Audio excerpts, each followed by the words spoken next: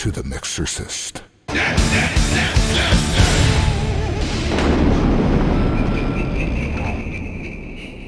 Hey everybody, welcome to the Mixorcist. How you doing, Chris? I'm doing good, EB. How about you? All right, I've been doing okay, hanging out inside a lot because of the pandemic and all that stuff, but you don't get a chance to catch up on some TV.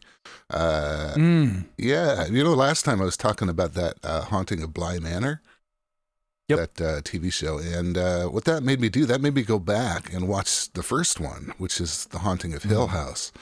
And I didn't realize how good that was. Admittedly, I watched, like when it came out last year or whatever, I watched like 2 episodes and then sort of forgot about it, but watch that thing all the way through. It's really good. Good. Because it was Halloween, we didn't really do a Halloween episode, so I went back and watched Rob Zombie's Halloween and nice. Lords of Salem, which I'd never seen. So I did a little bit of a Rob Zombie retrospective and all the way up to 3 from Hell, which is the newest one. And they change over time. There's a distinct movement in the characters and how playful everything is as opposed to how sick and twisted it is. And I really prefer the sick and twisted, but Halloween was good. Now I also watched The Lodge because someone out there told me you should watch it. And I watched it. It was like, that was upsetting. But you know what was more upsetting? Let me give you some real, here's the thing. I pinched a nerve. So I got this bad nerve thing going on my back right now. So in order to sleep through some of the pain, I figured, I'll take some Benadryl. Right. Yeah, so I take Benadryl, which is normally for allergies, but did you know that it messes up your dreams? No, I did not. It does. It does.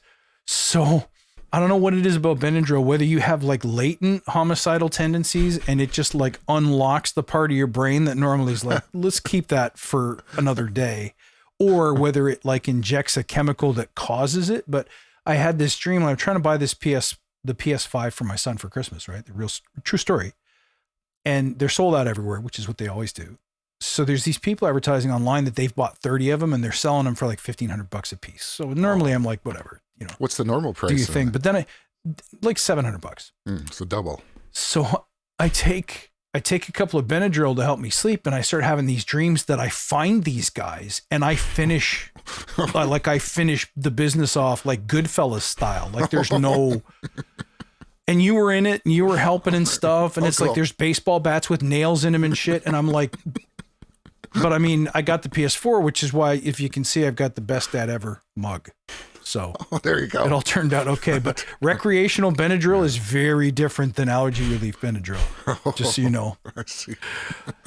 So anyway, let's dig in. We got a new plugin here from Acustica. Oh, yes, we do. Yes, we do. We have Gainstation, which, their latest and greatest, because every latest is the greatest, of course, with them. Yeah. And, what is it? It's an EQ / clippers, finalizer, limiter. I don't know. I don't know if it's really limiter. It's more of a clipper with an EQ. There's 2 plugins. There is the, let me share my screen too. While you're sharing it, I'll just point out, what I liked about it is it's got that kind of one knob feel, kind of the Wave style or like BX Master Desk. It's just got, you just push and pull it. And if it does what you like, great. If not, move on to something else, but it's really easy to use. Let me go to the one knob here and just show you something here. Real quickly, you'll get a boost from this thing, but you can also see as I move it up, see that curve changing? It's not a flat boost. It's got a significant bass boost. When you really crank it up, it starts to even dip. Let me see if I can get some scale on this. There we go. When you really crank it up, look at that. Boom. Scoops. That's like 20 dBs. This actually includes some of the curves that are in the full plugin, which I will show now. Right. The full plugin has pultec style curves. So there's a bass, you get 60 hertz or 100 hertz. You boost that up, and also you turn it on. There we go. And you can see the boost there at 60. And there's 100. And then you also get high-end air at 10 kilohertz. It's right there. It's nice. Yeah, and then there's 3 kilohertz, which I actually kind of found to be quite narrow, so it'll be interesting to see this. Yeah, Mm-hmm. See how peaky. That's peaky. So, and But whatever hardware this is based on, and actually I should probably also mention that this is a Studio DMI collaboration again. Yes. But it's not a Luca plugin. It's a Mike Dean plugin. Right. So that's pretty cool, unique. I don't know what it's based on hardware-wise, but I assume with this curve here is that's just what the hardware is. That's what it does. If you find it useful, you might. I've tried this on mixes. I've tried it on single instruments.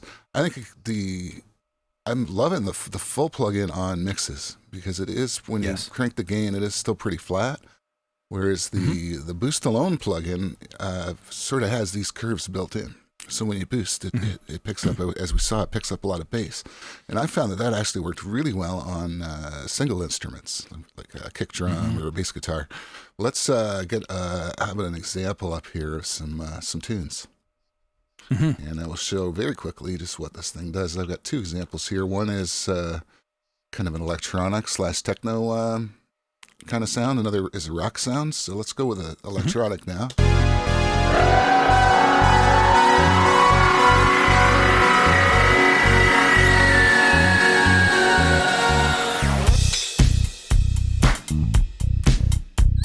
So that's off. Let's just turn it on. Just in default mode, you can hear that it'll give a little lift just without doing anything.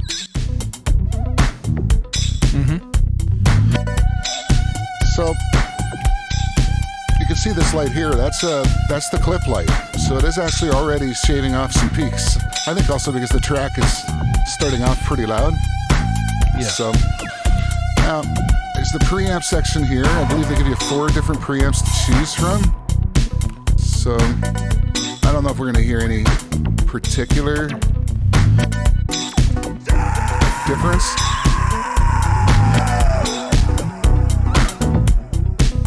You could juice up the harmonics here with this preamp knob. And listen to that. That's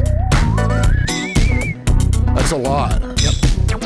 You can also drive the master input. It'll do the same thing or add to it. Let me take the clip gain down a little bit just to give us a bit more room. All right, let's try driving this input. I'll give it a little bit less output so it doesn't hit 0.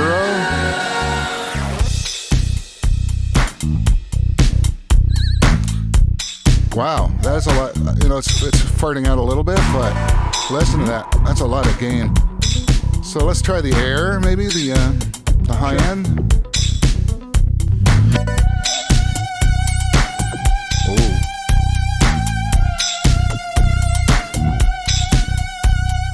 Maybe a little bit less on that. And there's already like a lot of bass going on, but let's see what it does anyway. Whoa. Yeah, that might come in handy on the other track that I've got because it's got a little bit less space already. The clipper is down here, and you get 4 different models, and I noticed that they have different levels of headroom. So if you drive into this thing, wow, that's a lot of distortion. It is. So if you switch the models, they distort at different levels. You hear that level boost on Model A? Or B or whatever that was. And as you keep going through the models, they seem to have less and less headroom. I mean, that's a ridiculous amount of loudness and distortion, right? But it gives you an idea of what we're talking about here. I think, judicious use of this just a little bit, so you're not really hearing the distortion. You're just getting the benefits of the harmonics and the and that taming of the transients, just to give you a bit more volume. And I think this is just a beautiful thing. I dig it. Yeah. Her mother's in here with us, Karis. Would you like to leave a message? I'll see that she gets it. Do you want to hear it on a rock track real quick? I do. Let's see, because this is a track that actually needs, I think, a bit of help in the low ends. So this will be a good example. Okay, it's off now, totally bypassed. I'll turn it on. You already see there's your lift already. So let's get some low end happening here. This is what it sounds like it needs right away.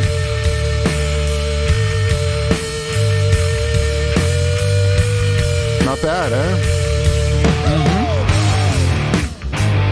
to see what 100 would sound like instead of the 60. Oh, I like that. I didn't think I'd like it, but I do. That's nice. You have to dial it. You have to dial the 100 back a little bit to keep it from getting too foggy. But What was that? the 100's really nice. 100's beautiful. I was just saying, when I was playing with it, the 60 is really tempting, and then you're like, well, what if I go to 100? If you switch to 100, you have to pull the gain back. Otherwise, it gets too cloudy. But when you do, it really cleans it up and adds a nice low end that you would think, geez, 60 should have done a better job in the subs, but it feels like the 100 actually helps it. It does. And of course, the sometimes when you go for 100, your problem is that you get some mud and some buildup in the 250 to 400 range. And I'm not hearing a lot of that buildup here. Like I was able to crank that up pretty good without muddying up the track, even at 100. So that's a beautiful beautiful thing. Let's hear the high end on this. The air. Let's stick with the 10K.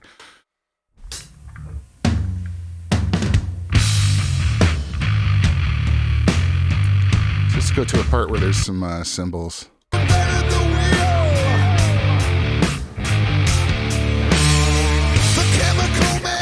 Wow.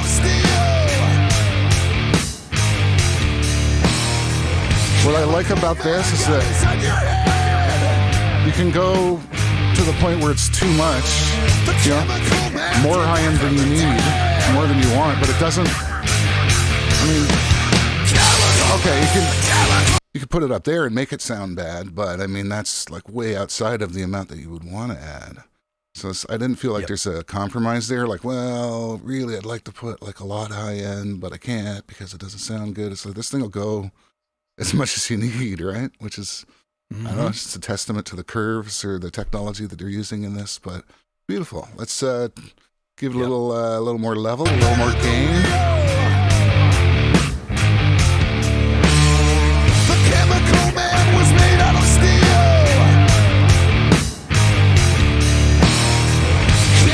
That's loud. Let's pull it back a bit here just so it doesn't hit zero. The chemical man came back from the dead.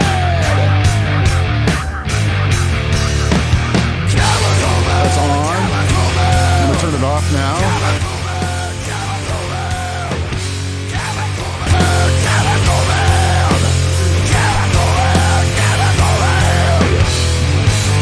I mean, obviously there's a huge volume jump because that's what the plugin is designed to do. So, but I'm still hearing, even despite that volume jump, if you were to level match those two, I think you'd find that it's just a lot more full and a lot more alive on the top and the bottom. Sits nice, at least in the headphones. When I had the speakers going, it was just driving them really well. I mean, this is just a really well thought out plugin. So kudos to Acustica on that. Maybe one more quick example here on got a bass guitar. Well, let's just do two very quick examples, because here's the booster plugin, and I want you to hear what happens to the EQ curve when you're going to get level, but also you're going to hear the bass come up as well, like the low end. Is that going?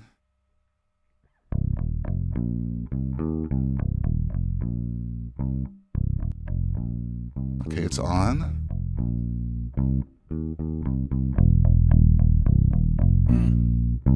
Just nice and full.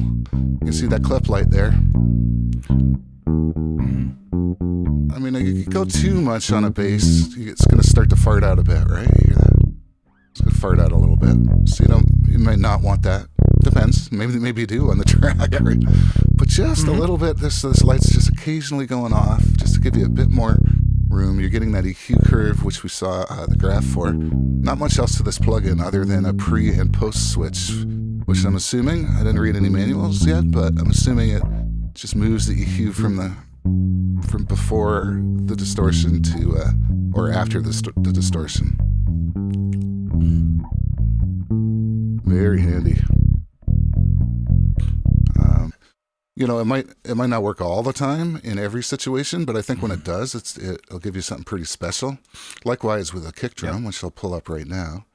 You can also hear a similar effect, and you can even get away with a little bit more on a kick drum, I find. So there's the plugin on, but not really boosting very much.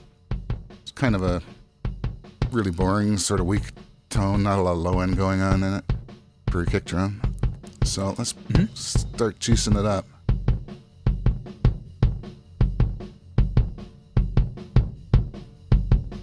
can really get, depending on the kind of sound you want, you can really get away with. We really crank it. I mean, it's sort of pillows it out, of course, but in a nice way. It does. Yeah, it's underneath the beater. It doesn't really keep a fine point on the bass drum, but it brings in some sub. If you're trying to round out the bottom end, that would do a good job. Yeah, so yeah, wonderful. Looking forward to using this a lot more on stuff. Yes, sir. Well, that's me. What do you got going on, man?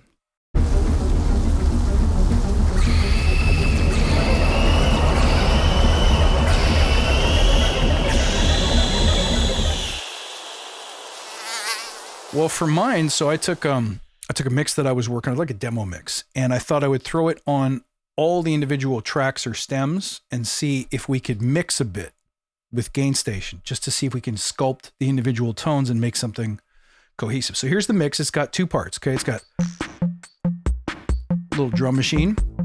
I think I was listening to some Genesis Abacab that week. Oh, nice.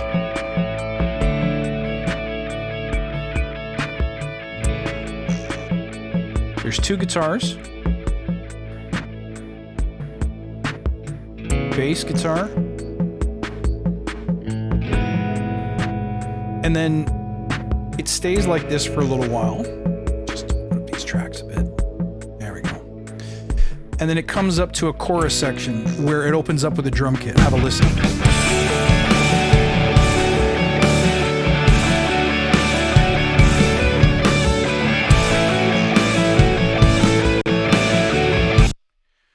So I like it. It's got some nice excitement and it's got some good distorted guitar tone there, which I like, but it's not, to me, it's not angry enough. It's not aggressive enough. The drum kit's too polite.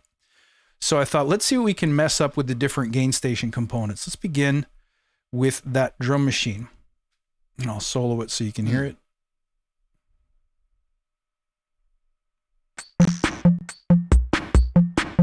All right, let's throw some Gainstation on there.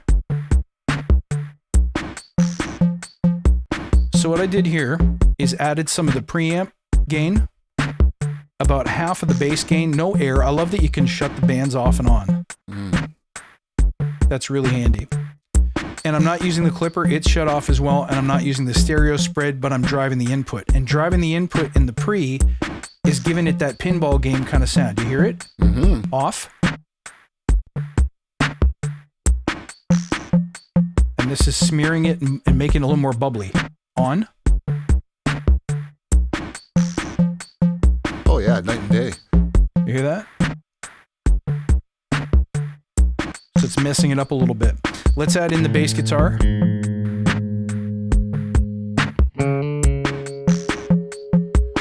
This is without.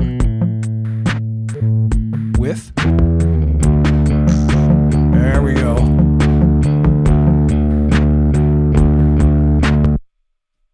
So there's a little bit of growl there.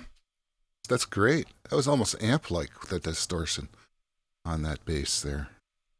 So just as a tribute to, since Eddie Van Halen passed away, a tribute to Van Halen 1, a little bit of stank on that bass, right? So I've added there some bottom end, a little bit of pre-distortion, and this time I'm using the clipper a little more heavily. So let's hear it without the clipper and with, just so you can discern kind of.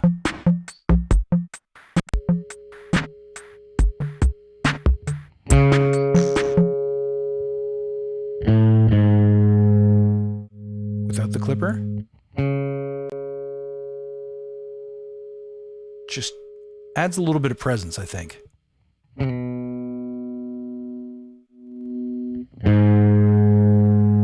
some fuzz. All right, let's load the guitars back in.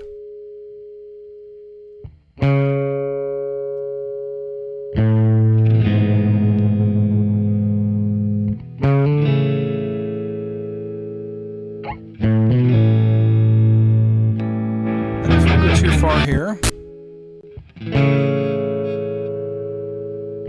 This is without.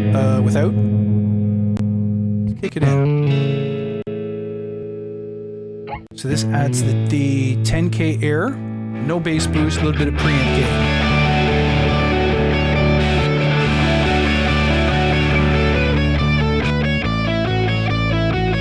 Let's listen to that lead part.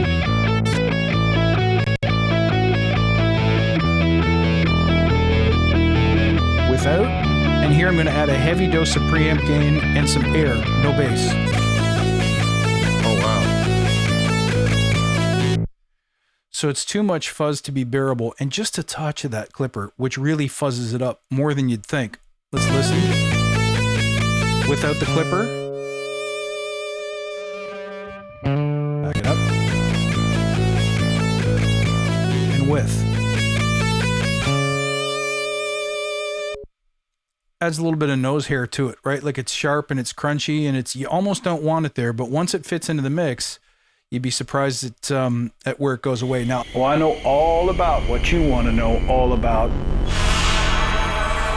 I'll save the best for last. Check out the drums. Let's grab the drum kit here and let's hear it without. This is the part I thought was just too polite. Right? Sure, nice and bass heavy, right? Check this out.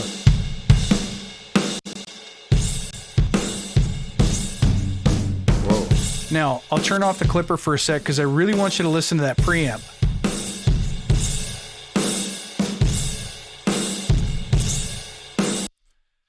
It's almost too bad there's no mix control here because I would love to blend that back in instead of a parallel compression. I love taking preamp gain and blending it back in a parallel mix. I'm going to roll that back so that it's not quite so crazy. On this one, I also use the stereo spread. Let's listen to the drums without stereo and with. This is with. Hang on.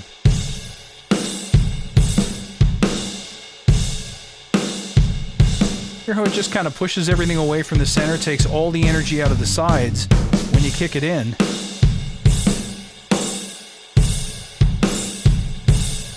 So here I added a touch of boost. I added a little bit of air. Let's take the air out.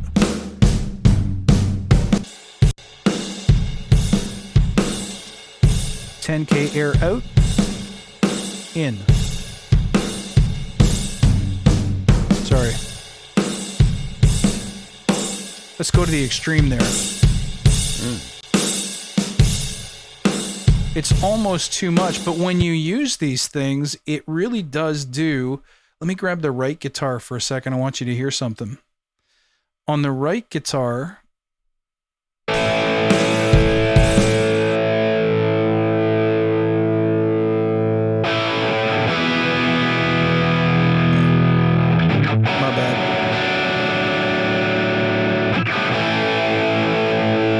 try the 3K air. This is without.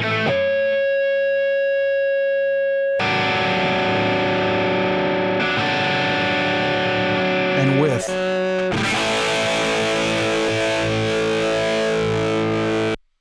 Now again, it not only does it really emphasize the 3K, but it seems to take your attention away from the lower mud, which when this goes back into the mix, you're really going to appreciate it. So let's try the whole mix with nothing on it. And then let's pop all the gain stations back on at once, shall we? So let's do the quiet part first. And you'll notice that it's not really appropriate for the quiet part. It's too hard on the guitars. I added too much top end, but let's just listen.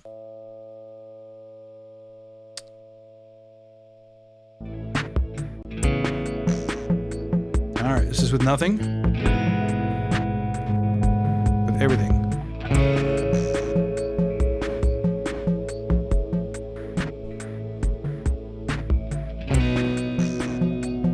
Here the guitars are a little too trebly, a little too twangy. I don't love the way it's pinballing out that drum machine, but I'll take it. Now, where it gets really interesting though, let's go to the chorus part with the drum kit. This is everything without. And with.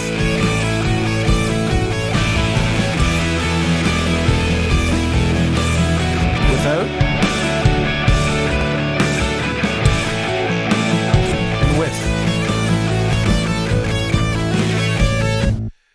So instead of using it on a total mix where you're forcing yourself into some curve choices that maybe you don't like, so you end up having to use less, and then it's a question of, is this even the right tool? I found that when you put it on a bunch of things where you want to showcase like I wouldn't necessarily put this on, I think I didn't want to use it on the synth. I didn't think that it would necessarily for a quiet pad, like very smooth pad. I didn't think it would do anything, but I really wanted to try it on the drum kit. I wanted to try it on the drum machine. I think I like it better, the drum machine, the way it was. So I'd probably leave it. Mm-hmm. But everything else, I really like the tonal choices it gave me. And when you add them all together, as long as you've been judicious, it really creates a difference in the tone that I'm liking. Now, there's this thing here where you can change the routing, which I'm assuming based on the colors is like, do you want the air first and then the whatever? It looks like the pre almost always goes first. Mm-hmm. I haven't read the manual, so I'm not sure. I may be speaking out of both sides of my ass here. That makes sense. The color, that looks like that's exactly what it is. The colors will tell you what goes first. And it kind of looks like the preamp often goes first, although I'm not sure what I'm seeing here at the end. This looks like there's a blue at the end. Oh. So I probably have to wait to read the manual in full before we can say for sure what that means. Oh, that's not good. Not good. Real quickly, I was doing some voiceover work for, shameless plug for my other business where I'm doing some education stuff. I was doing some voiceovers that I would throw at the beginning of my podcast episode. So I pulled out a U87 and a Great River and just shot this. And let's listen with and without the Gainstation. The roles that you want, at the rates that you want, and selling your ideas easy. Without? And creating a life of certainty and confidence for yourself. But it's also about transcending frameworks to get to the fundamentals of how Agile is supposed to work so that you can increase your win rate everywhere and be prepared for what's next in our industry. So gain change aside, a touch of the preamp. This is the thing about Acustica plugins. Some of their instrumentation, it's like you crank it all the way up and you can't hear a difference still. And then there's other knobs where you turn it up 1/8 of an eighth and it's totally uncontrollable change. But we all love to hear air on a microphone, especially in a dry vocal booth where you've got some noise reduction or gating on the other end of it. It can really sink the voice down to the carpet. But so we often reach for that air control, and I kind of liked what it did here. Let's listen. Let's just focus on the air band. You want, and selling your ideas easier, and creating a life of certainty and confidence for yourself. But it's also about transcending frameworks to get to the fundamentals of how Agile is supposed to work so that you can increase your win rate everywhere. And now it's bringing some high-end sibilance there, and you can definitely hear some clipping. However, either mixed back against the original, or if this had a backing rock track, which you're not hearing here, you really don't care about the distortion as much. It gives you a little bit more punch, almost preamp style. So I really dig it on vocals too. For air, I would probably reach for the Manley or the Magenta in the Acustica world. Or I might reach for maybe Pultec, maybe the Cush Clairphonic is another good one for top end air, or the Mag. Oh, yeah. But this has a very nice, favorable top end 10K shelf for all purpose use. I also like what it did in the chesty region with the bass boost too. I thought that was pretty groovy. And be prepared for what's next in our industry. So go ahead and click the link below to check it out and sign up for your chance to be part of the next cohort starting in December 2020. I hope to see you there. Yeah, I'll bring it back too much low-end rumble, but the U87, this is the AI model, which is a little what's the word I'm looking for? It's a little crispy on a good day, but it's got a smooth controlled bottom, but it's often not enough in a solo voiceover. So if you want it, this to me brought back a little bit of the low-end authority I was looking for VO. And I punched the preamp a touch, and then the clipper. You don't want this to distort, obviously. Let's listen to what it would do.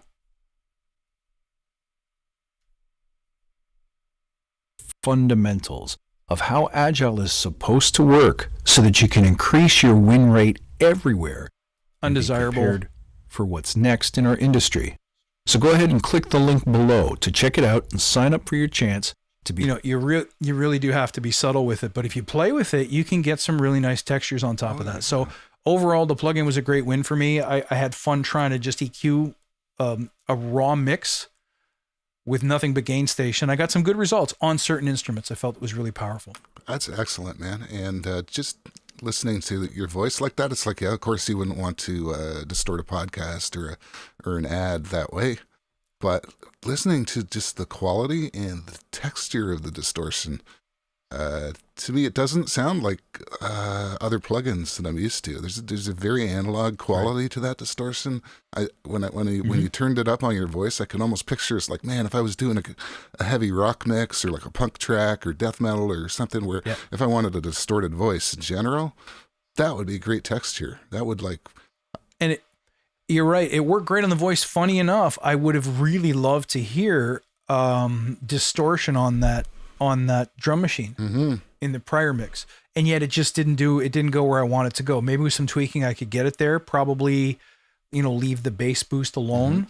But the minute you drive that too hard into saturation, the way it responds, it just kind of farted out.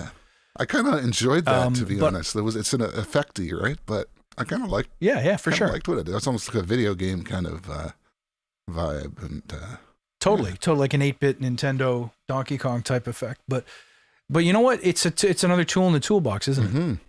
And for Acustica, and it kicks ass. And sorry, I keep cutting you off because I'm so excited about this thing. No, but you go first, and then. No. I'm still listen. I'm excited to hit some Benadryl and get to bed and see what happens next. But I know what you're going to say, so go ahead and say it.